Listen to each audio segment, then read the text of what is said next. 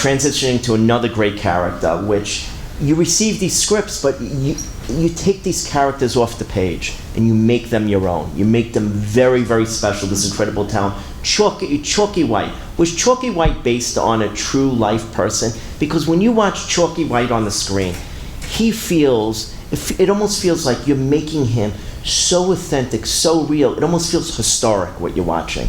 Thank you. First of all, thank you. And Chalky,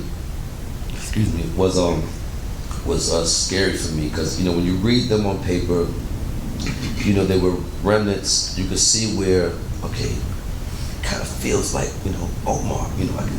They could have been maybe grandfather, grandson. But both of them are interesting. They have a code. Chalky dresses impeccable in suits, everything. Well, they definitely came from they cut from the similar cloth, and I got intimidated because I really did not want to have these two men feel alike. I wanted to make them as separate as possible.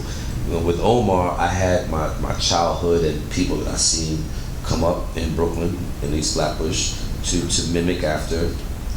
And I didn't have that per se for Chalky.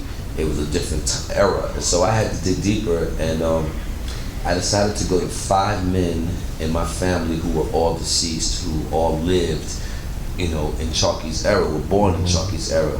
My first was my father. The second was his brother, my Uncle Jay. The third was my uncle, my mother's brother, Pa Hanna, Uncle Pa. And then the fourth was my godfather, Junior. And the last one was my Uncle Tommy, again my father's brother. And I picked different characteristics and just ways and personality traits that I remembered about them as a kid. And I used the scripts from Boardwalk and Chalky's experience as a window to see what they went through and what made them the men that they were in the time in my life when I was a child, looking up at them and in awe of these men. And that's pretty much how I created Chalky.